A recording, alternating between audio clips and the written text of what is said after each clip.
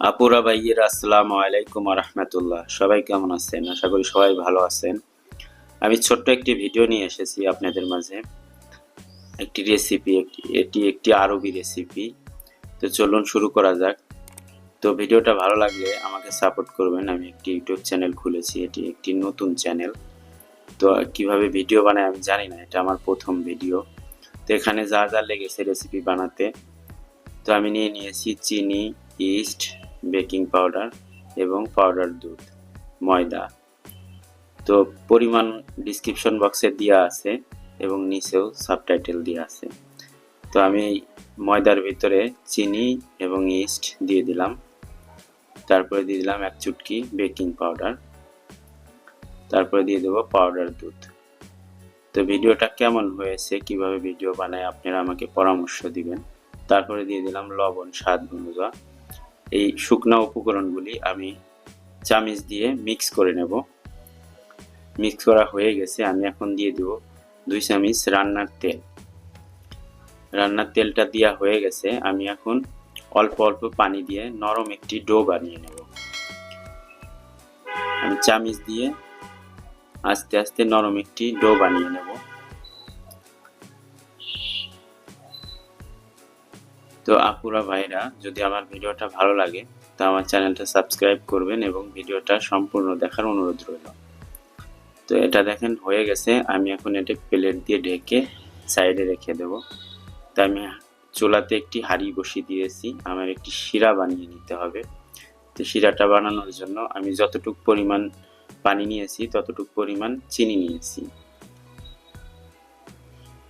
তো দেখেন আমার এটা বলক উঠে গেছে। আমি এখন দিয়ে দেব এটার ভিতরে 1 টেবিল চামচ লেবুর রস। লেবুর রসটা দিলে কি হবে, চিনির শিরাটা জমাট বাঁধবে না। তো আমি লেবুর রসটা দিয়ে দিলাম। লেবুর রসটা দিয়ে আমি একটু নেড়ে চেড়ে নেব। তারপর দিয়ে দেব গন্ধর জন্য 2টি এলাচ। এলাচটা দেওয়ার পরে আমি হাত দিয়ে চেক করে দেখতেছি আমার চিনিটা শিরাটা হয়ে গেছে নাকি। দেখেন হালকা আঠালো একটি শিরা হয়ে গেছে। আমি চুলাটা বন্ধ করে দিয়েছি। দেখেন 30 মিনিটে আমার ডোটি ফুলে গেছে। আমি এটা আবার চামিচ দিয়ে হাওয়াটা বের করে দেব। হাওয়াটা বের করে দিয়ে আমি আবারও এটি প্লেট দিয়ে ঢেকে দেব। ঢেকে আমি চুলাতে একটি কড়াই বসিয়ে দেব। কড়াইটা বসিয়ে দিয়ে আমি তেল দিয়ে দেব এটা ফ্রাই করার জন্য। তো এখন তেলটা ঢেলে দিয়েছি, আমার এটি তেলটা গরম হওয়া পর্যন্ত আমার অপেক্ষা করতে হবে। দেখেন আমি এরকম করে চামচ দিয়ে কেটে কেটে আমি সবগুলি ফ্রাই করে নেব। এটা কিন্তু লো হিটে ভাজতে হবে অনেক সময় নিয়ে।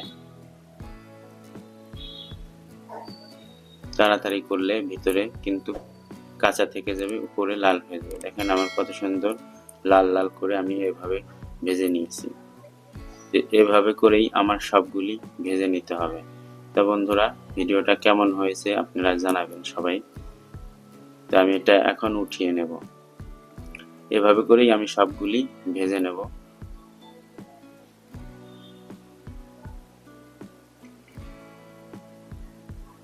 তো আমি যে চিনির শিরাটা রেখেছিলাম সেটি এখন এর ভিতরে দিয়ে দেব।